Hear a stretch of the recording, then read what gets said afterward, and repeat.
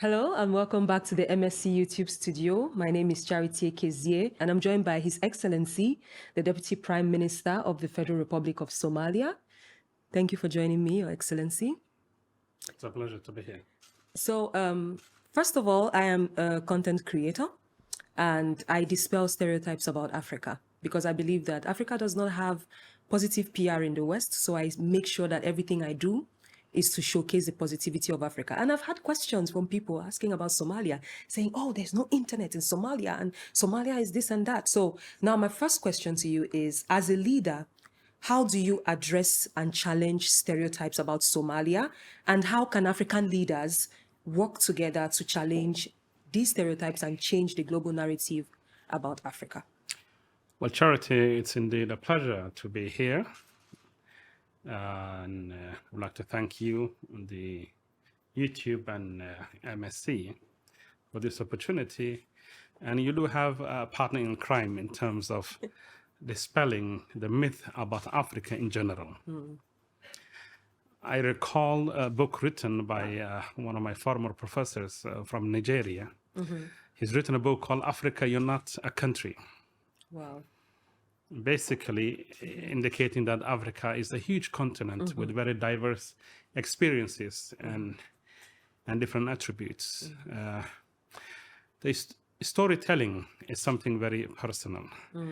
And the problem with the African societies and states was that their story has often been told by others.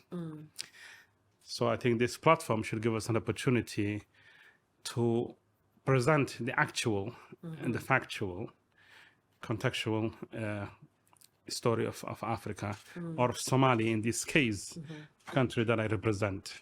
There are a lot of positive things happening in Somalia. You started with internet. Somalia has one of the best internet services in the continent, if not in the world. It is one of the most thriving sectors. We have financial institutions and instruments and financial services using internet to make payments even.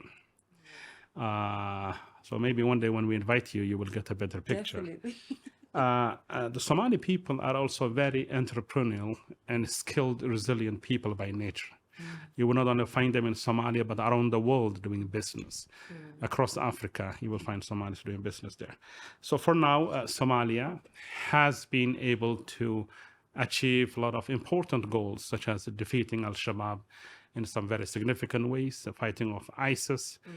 As I told in earlier sessions today, that Somalia used to be a subject matter at the Security Council not that long ago. But for now, Somalia is a non-permanent member of the Security Council, and we hope our leadership role in that global forum will not only dispel the myth about Somalia and Africa, but will also allow us to present a better picture and experience about how to recover from fragility and failure and re-emerge as a viable nation.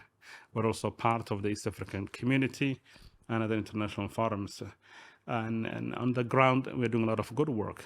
Our national development plan that we are finalizing now addresses some of the core elements that create insecurity.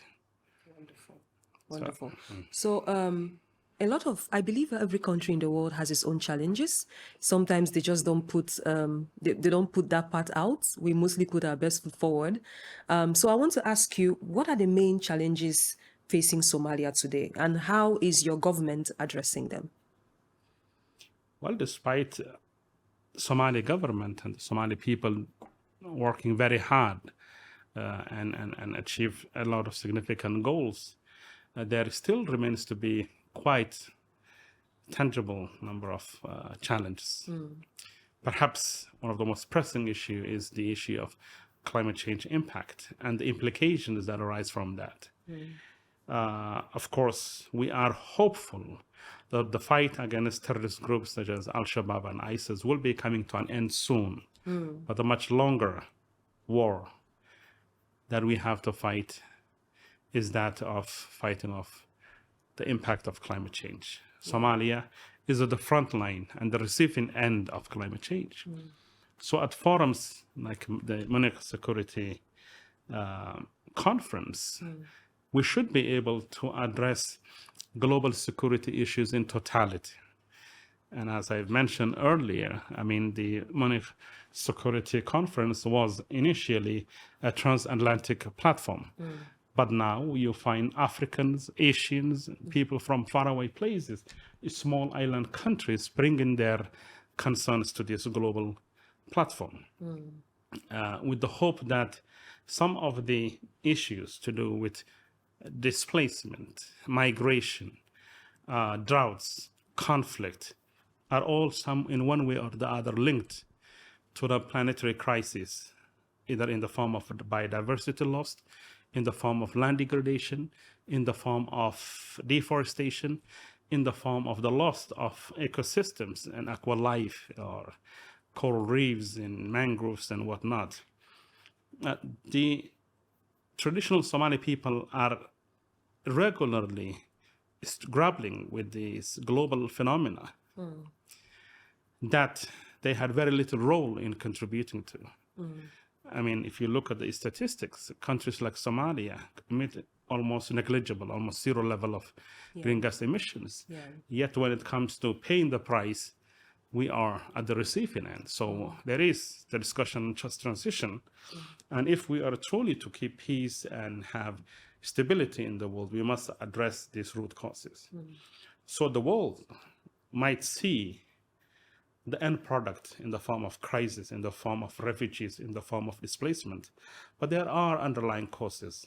And much of these underlying causes, while having domestic dimension, also have a global dimension. So the attainment of sustainable development goals and other national objectives is hindered by this recurring crisis emanating from climate and environmental degradation. Yeah, it's a general knowledge that Africa contributes very little to global emissions, but then we are literally at the receiving end of paying the price.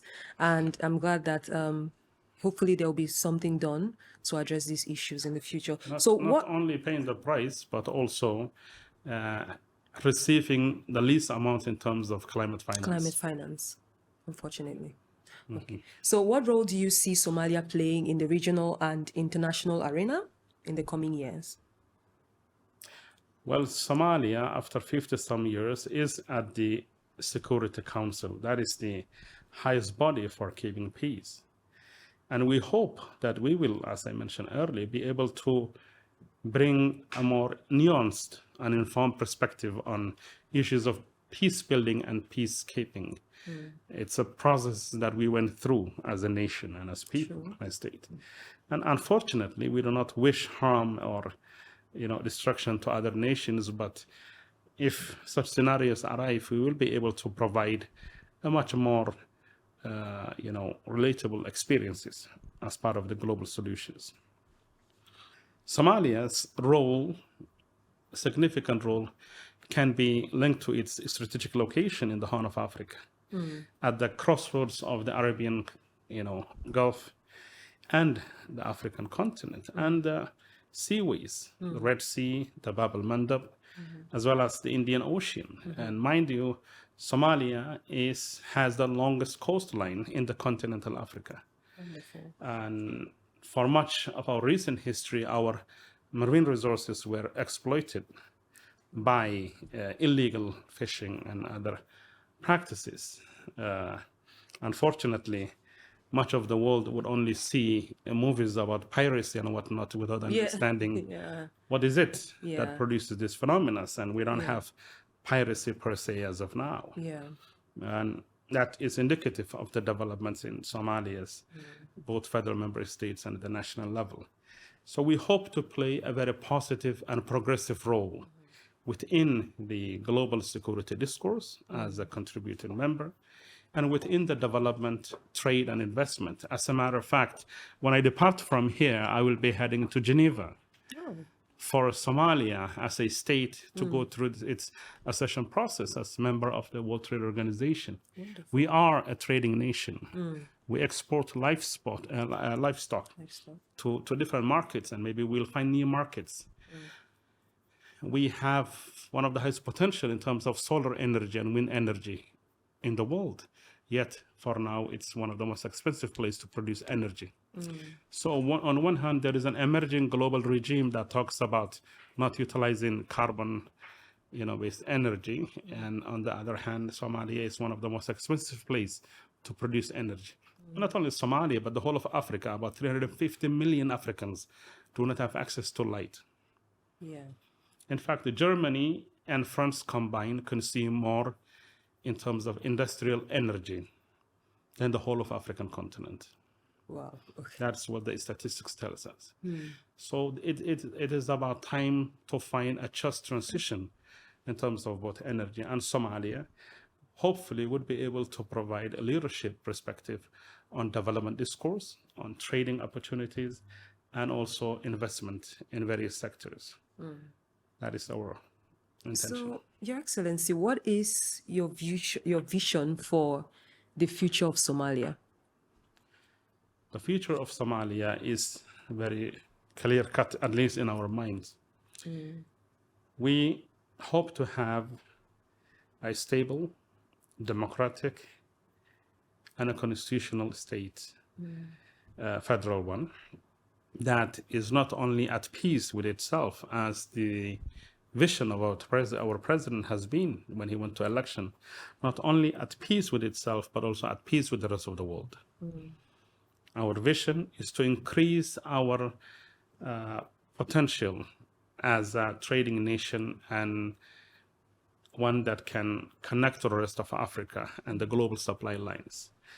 Our hope is to bring about development in terms of human capital development, skills development for our workforce, so that the Somalis would have, our citizens would have a higher purchasing power and production capabilities. We do have the potential.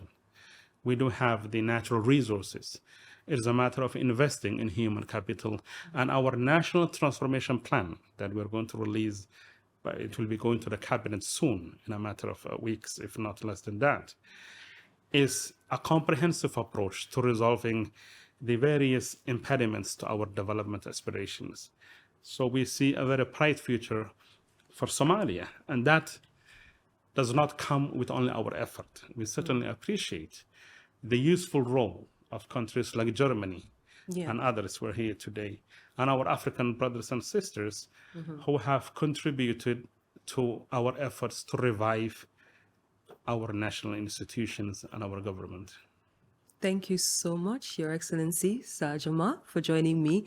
I really hope that your vision for Somalia is fulfilled, and just for Somalia, but everything in Africa gets to be eventually, shall I say the word, sorted out? And, Africa needs more PR like this. We need the world to actually know who we are. It's no longer time for us to hide in the shadows. So thank you so much for joining me here, Your Excellency.